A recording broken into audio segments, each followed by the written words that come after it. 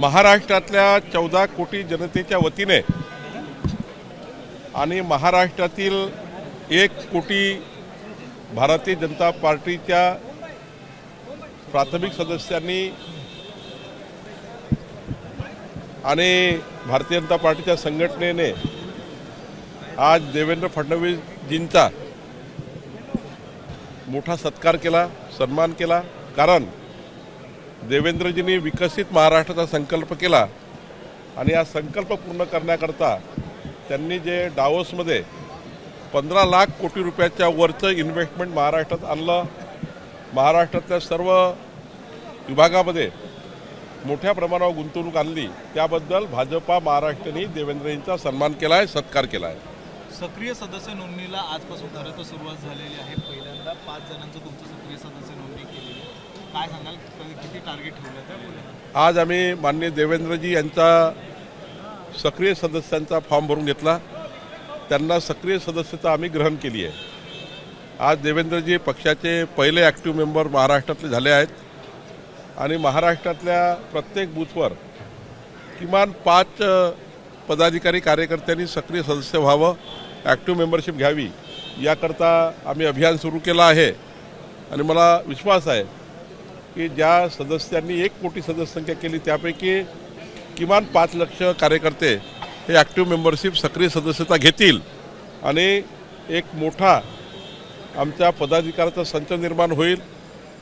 20 फरवरीपर्यंत आम्ही 5 लाख सक्रिय सदस्यता या महाराष्ट्रामध्ये होईल असं आम्ही अभियान सुरू केलं आहे। संपर्क मंत्र्याची तुम्ही नियुक्ती केलेली आहे, मात्र याआधीही ठाण्यामध्ये गणेश नाईक यांनी जनता दरबार घेण्याचा प्रयत्न केला, तर शिवसेनेच्या मंत्र्यांनी विरोध केलेला होता। खासदार नरेश बस्के सुद्धा म्हटले होते आमचे सुद्धा मंत्री मग आता भाजपच्या मंत्र्यांच्या जिल्ह्यात जाऊन दरबार घेतील।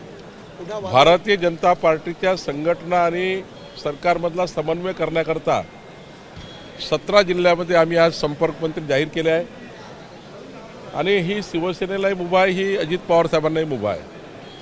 त्यांनाही आपल्या पक्षाला कार्यकर्त्यांना न्याय द्यायचा आहे, तिथेही सरकारमधले कार्यकर्त्याचे कामं वाढलेले आहेत, त्यामुळं सर्वांनाच न्याय मिळाला पाहिजे। आणि माननीय एकनाथजींनी असे संपर्क मंत्री केलं तर आमचं काही म्हणणं नाही, अजितदादांनी केलं तर आमचं म्हणणं नाही, पण भारतीय जनता पार्टीने मात्र आज आमचे 17 संपर्क मंत्री नेमलेले आहे। 19 ठिकाणी आमचे पालकमंत्री आहे, 17 संपर्क मंत्री आहे।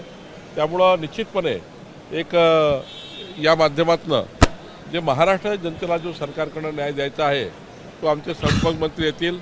महिन्यातनं दोनदा संपर्क मंत्री आपल्या जिल्ह्यामध्ये प्रवास करतील आणि त्या भागातल्या जनतेला, त्या भागातल्या कार्यकर्त्यांची कामं हे संघटनेच्या माध्यमातून पूर्ण करतील असं आम्ही या ठिकाणी योजना तयार केली आहे। कॅबिनेटमध्ये एक महत्त्वाचा निर्णय झालेला आहे तुमच्या विभागाचा, वर्ग 2च्या जमिनी वर्ग 1 मध्ये वर्षभराची।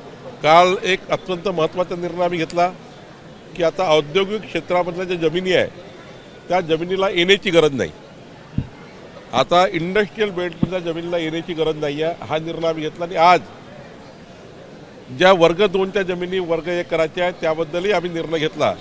वर्षभराची मुदत आहे, वर्षभराच्या मुदतीमध्येच आता वर्ग 2च्या जमिनी वर्ग 1 मध्ये करता येणार आहे। ही मुदतवाढ आहे आणि यामध्ये वेगवेगळ्या पद्धतीचे चार्जेस लागणार आहे, जे रहिवासी असेल तर 50% असा वेगवेगळ्या पद्धतीचे चार्जेस लागणार आहे। आणि त्यामुळं ज्यांचे वर्ग 2चे वर्ग 1 राहिले आहे, अकृषिक आणि इंडस्ट्रीयल वगैरे शेती भागाकरता आम्ही वर्ग 2चे वर्ग 1 करून टाकले आहे शेतकऱ्यांचे, पण जे इंडस्ट्रीयल आहे, जे औद्योगिक आहे, काही सोसायटीज आहे, काही त्या ठिकाणी वाणिज्य आहे, या भागातले वर्ग 2 ते वर्ग 1 वर्षभराच्या आतमध्ये सर्वांनी करून घ्यावे अशी विनंती आपल्या माध्यमातून आम्ही करतो आहे। कॅबिनेटने आज निर्णय घेतला आहे। मुख्यमंत्री वर्षा बंगल्यावर जात नाहीये, ज्या ठिकाणी जे लॉन आहे त्या लॉनमध्ये कामाख्या देवीची शिंग गाडले गेले असा आणि भाजपच्याच गोटातून ही माहिती मिळाली असा दावा संजय राऊत करतात। संजय राऊतांविषयी अजून कोणी बोललं असतं तर काही त्यात तथ्य आहे असं वाटलं असतं, पण इकडे अंधश्रद्धा निर्मूलन समितीने संजय राऊतवर कारवाई केली पाहिजे। अंधश्रद्धा निर्मूलन समितीने संजय राऊतवर कारवाई केली पाहिजे।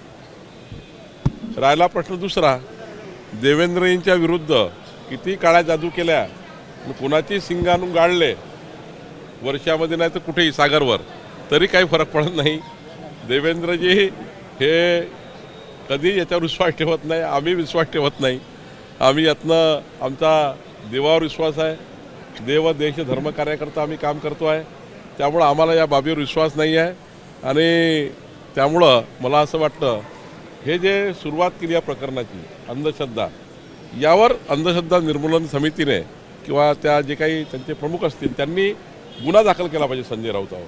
अशी संजय राऊतावर गुन्हा दाखल केला पाहिजे. आपल्याकडे अंधश्रद्धा निर्मूलनचा कायदा देखील आहे. त्या अंतर्गत काही भाजपकडनं या संदर्भात कारवाई नाही, पहिलं तर अंधश्रद्धा निर्मूलन समिती आहे ना महाराष्ट्रात, त्यांनी गुन्हा दाखल केला पाहिजे संजय राऊतावर. या पद्धतीचं वातावरण तयार करणे, अंधश्रद्धा काय कुठल्या प्रकारची अंधश्रद्धा आहे, हे गाळलं ते गाळलं ते गाळलं, मला इकडून समजलं मला तिकडून समजलं, तुम्ही सांगा ना कुणाला समजलं आहे तुम्हाला, खोटारडेपणा आणि काहीतरी महाराष्ट्राला दिवसभर कन्फ्यूज ठेवण्याचं काम. देवेंद्रजी खऱ्या अर्थाने आम्ही सर्व लोक अशा अंधश्रद्धा पाळणारे नाही आहोत. आम्हाला देव देश धर्मावर विश्वास आहे आणि आम्ही इमानदारीने काम करणारे लोक आहे. देवेंद्रजींनी कधी कोणाचं बिघडवलं नाही. देवेंद्रजींनी कधी त्यांच्या आयुष्यात कुणाविरुद्ध कोणतेही कटकारस्थान केलं नाही, षडयंत्र केले नाही. त्यामुळं त्यांचं कधीच काही बिघडत नाही याचा मला विश्वास आहे. मागच्या सरकारच्या काळात कृषीमंत्री धनंजय मुंडे होते, त्यांच्यावरती अंजली दमानिया यांनी आरोप केले की केंद्र सरकारच्या ज्या काही योजना राबवायच्या होत्या शेतकऱ्यांमध्ये त्याच्यामध्ये घोटाळा केला असा त्यांनी आरोप केला. धनंजय मुंडेंनी मात्र हे आरोप सगळे फेटाळले. तुमचे एक सहकारी म्हणून तुमचे काय नाही, अंजली दमानियाजींनी जे आरोप केले असतील किंवा जे काही पुरावे त्यांच्याकडे असतील सरकार चौकशी करेल. आरोपातनं काही थोडी तथ्य असतं, शेवटी आरोपामधनं चौकशी होतं आणि चौकशीमध्ये जर काही तथ्य निघालं तरच मग मंत्र्यांनी राजीनामा वगैरे वगैरे ज्या भानगडी आहेत त्या होत राहतात. पण मला वाटतं पहिला आता आरोप केला आहे त्यावर जरा जे काही त्यांची मागणी ज्या चौकशी असेल ते होईल आणि त्यानुसार मग काय पुढं ठरेल. सर, छत्रपती शिवाजी महाराजांच्या संदर्भामध्ये मोठा वाद निर्माण झालेला आहे. अभिनेते राहुल सोलापूरकर यांचं म्हणणं होतं की आग्र्यातून ते लाच देऊन सुटलेले होते, कुठलीच त्यांनी लपून छपून अशी सुटका केलेली नव्हती. आणि दुसरं म्हणजे हिरकणी नावाचं कुठलं पात्रच नव्हतं, हे काल्पनिक पात्र आहे असं ते म्हणले. नाही, असे जे लोक आहेत ना जे छत्रपती शिवरायाच्या इतिहासाबद्दल, त्यांच्या छत्रपती शिवरायाचा जो आमच्या सर्व आदर्श आहे, प्रेरणा आहे, याबद्दल असे वक्तव्य करत असेल तर महाराष्ट्र अशा लोकांना सोडणार नाही. खरं तर ही त्यांनी आत्मचिंतन केलं पाहिजे. अशा प्रकारचे वक्तव्य करताना काय करतो आहे आपण, कशाकरता करतो आहे, कुणाकरता करतो आहे. देशाचे आदर्श राजे, जगाचे आज आदर्श राजे आहेत छत्रपती शिवाजी महाराज. त्यांचा इतिहास हा एक नाही 4 इतिहासकारांना लिहून ठेवलेला आहे आणि त्यामुळं अशा इतिहासावर बोलणे हे काही योग्य नाही असं मला वाटतं. एक लाडकी बहीण योजनेसंदर्भात